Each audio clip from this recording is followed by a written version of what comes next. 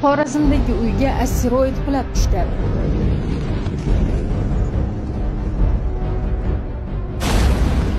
Hurmatli ahli zamondosh, hozirgi vaqtda Xorazm viloyati Bag'ot tumanida bo'lgan bu baxtsiz hodisa ijtimoiy tarmoqlarda tarqab ketdi.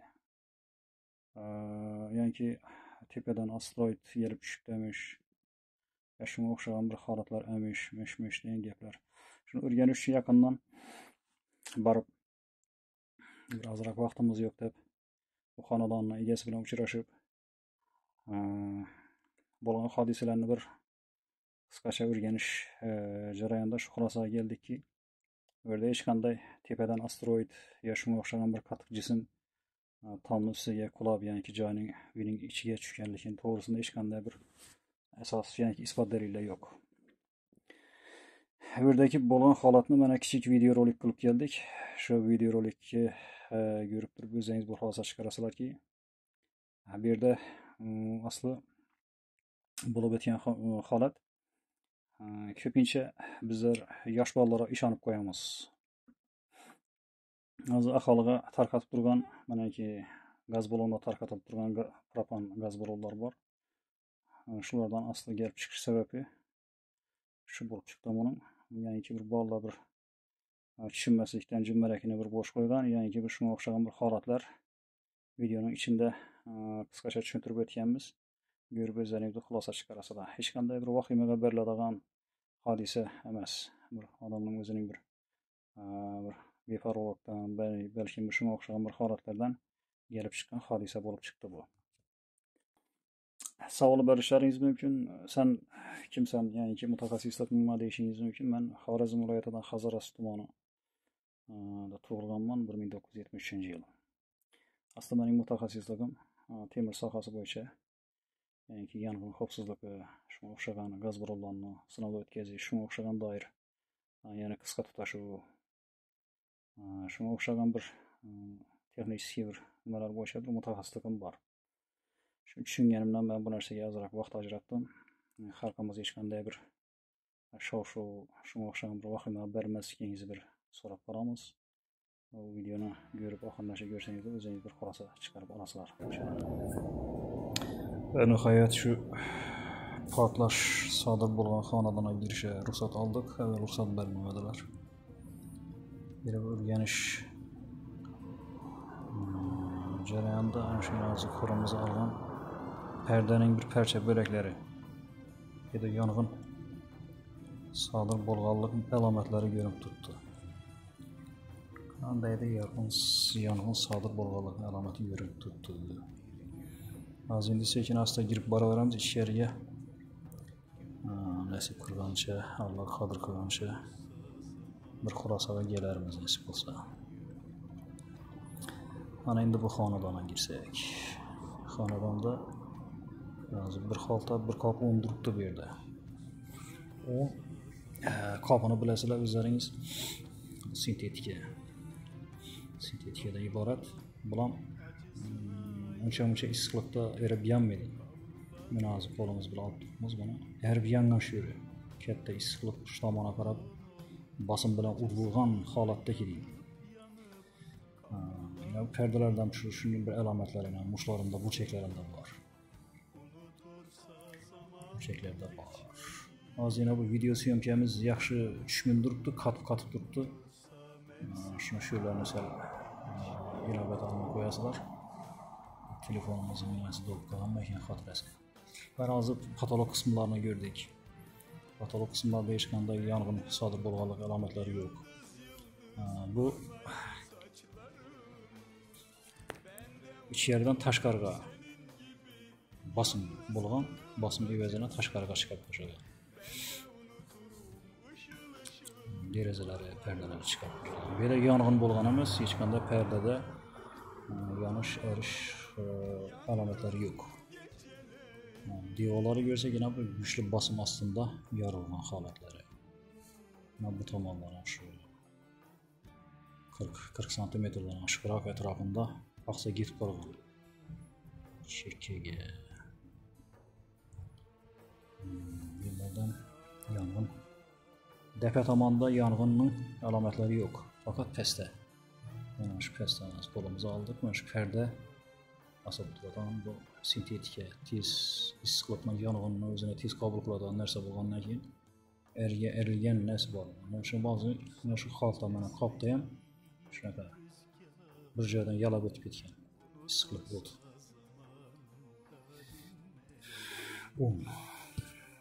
Shu ost tomondan kelgan yorug' yalin nimadan pastdan kelgan. Tepa tomonda yo'q. Mana bunda ham shu kiloga salafon pastda bo'lgan faqat. Pastda tepa tomonda uncha sezilmaydi.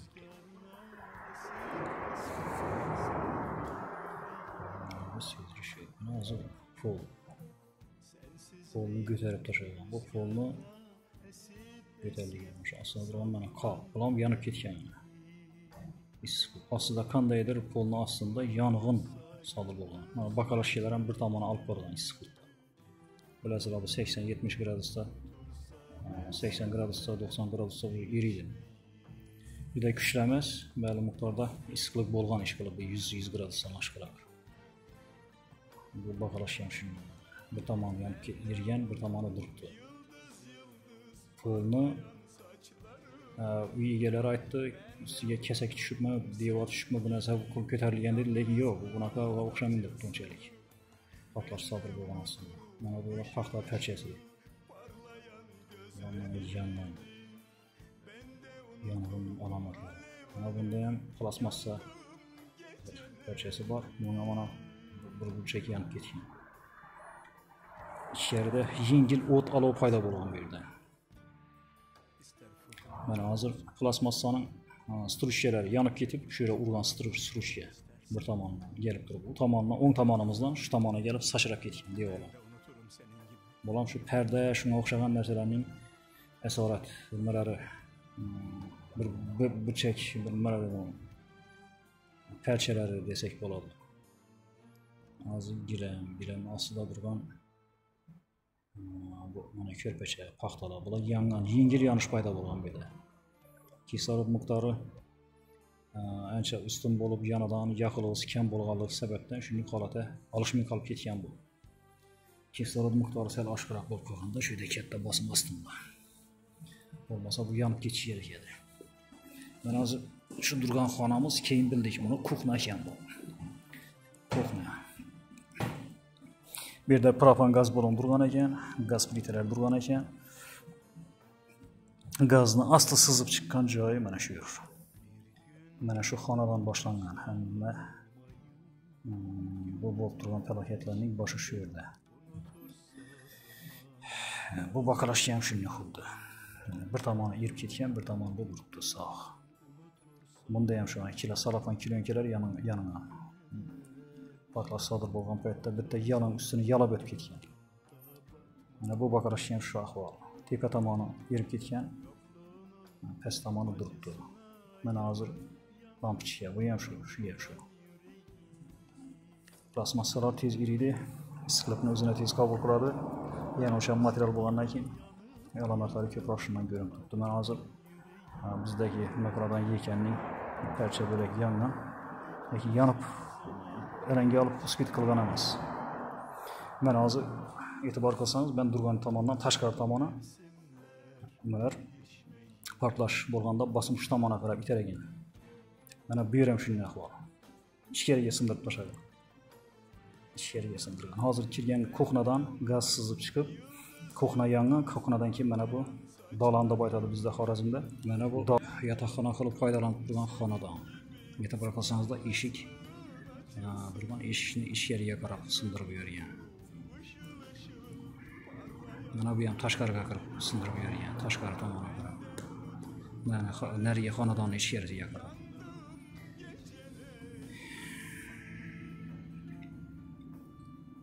Mana bunda ham shunday. Ichkariga, xonaning ichkarisine qarab, donandan ichkari tomoniga qarab sindirib yuborgan. Hurmatli yurtdoshlar, mana shu mayda narsalardan, mayda elementlardan nazar qo'ygan xulosasi, ya'ni bir xulosaga kelish mumkin. Shuning uchun ko'p ba'zi joylarda takrorlab narsalarni maydalaymiz. Mana shu yerda savol tug'ilishi mumkin. Nimaga yog'ochlar past tomonga qarab singandi?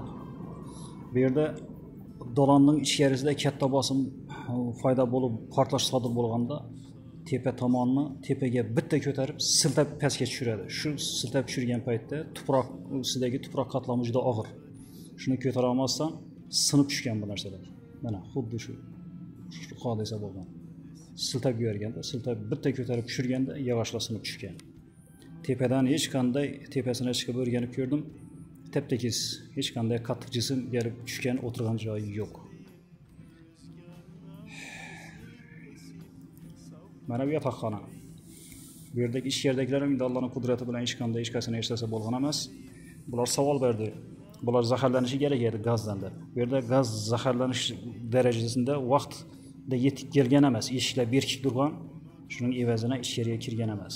Hali kuxna bilan faqat mana shu dolonda tugab qolgan bu narsa. Hali bir gaz sizib kirish uspit qilgan emas. Yana savol berishdi. Qayerdan kelgan bo'lishi mumkin bu? Olov, barin gaz sizib chiqqan bo'lsa da. Ichkarida xolodilnik bo'ladi, yoki ariston bo'ladi. Ana shuning kontaktlari bor. Vaqtida qo'shib, vaqtida ajratib turadi. Shuning evazini iskra foyda bo'ladi. Ichida gaz yurgandan keyin propan gazi metan gaziga qaraganda og'ir bo'ladi.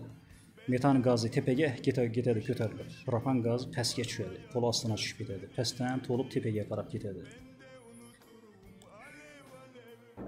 Mana hozir kuxna tomonidan tashqari tomoniga e'tibor qildim.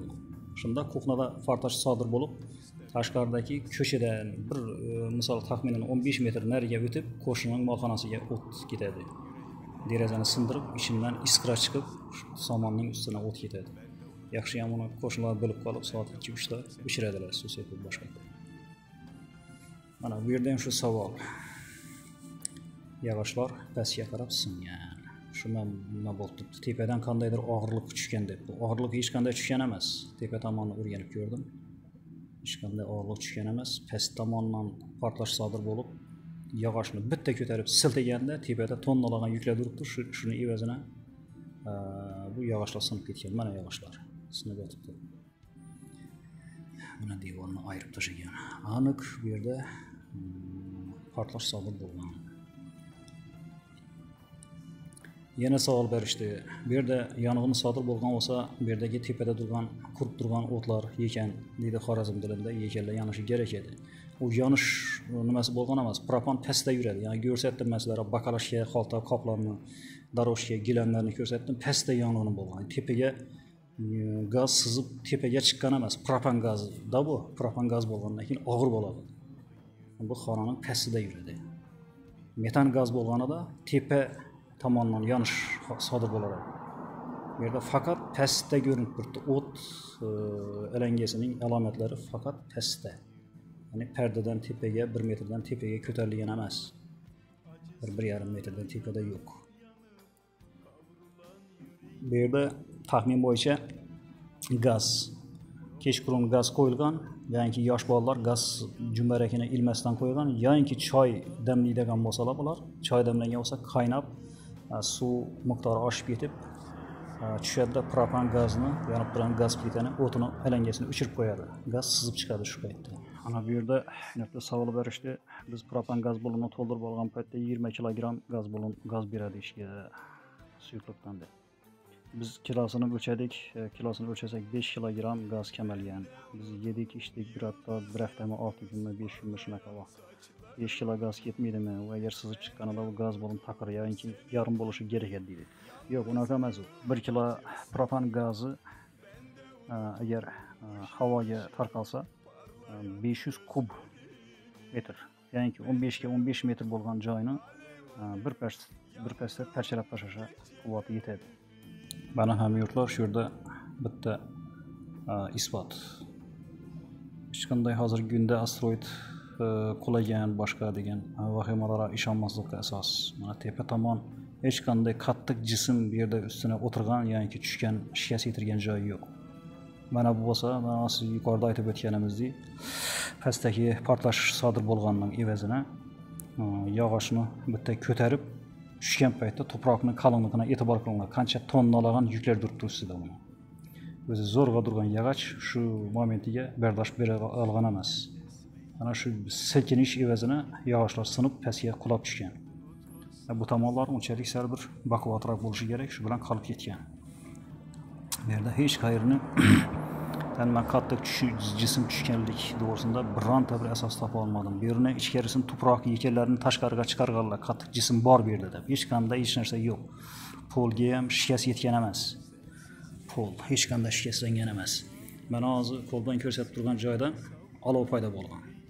Olov xuddi shu ko'hna shu tomonga qarab turgan derazadan o't belli miqdorda iskra atilib, ayna shisha parchalari, choynak, hatto choy ichadigan piyolalar ham shu tomonga sachrab ketgan. Mana shuni bilan birgalikda qo'shilib, shu somonning ustiga iskra tushib, aranga hosil bo'lganligi ko'rinib turibdi. Bu yerda hech qanday qattiq jism tushgan emas. O'zlaringiz ham mana tomosha qilishingiz mumkin. Qanchalik yarim metr atrofida tuproq bor ustida. Tuproq unchalik narsani silkinishiga ko'tara olmaydi. U yog'och qurib turgan payti hozir. Havoning issiq payti qurib yotibdi hamma narsa. Mana qo'shin devordan uni oyog'ining ostidan u tomondan hech qanday u tomonda tresheniya yoki yorilish boshqa narsa o'tgan emas. Negaki gaz u tomonga sizib o'tgan emas. Bu yerda ichkaridagi gaz miqdori ham hali ko'p bo'lgan emas. Vaqtiga bular vaqtida portlash sodir bo'lgan. Bo'lmasa bular zaharlanar edi. Ichkarida bir yosh bolalar, katta odamlar yotgan, ular zaharlanar edi. Ularda hech qanday zaharlanish alomatlari yo'q. Nimaga u yotadigan xonaga kirib uspit qilgan emas, ulgurgan emas.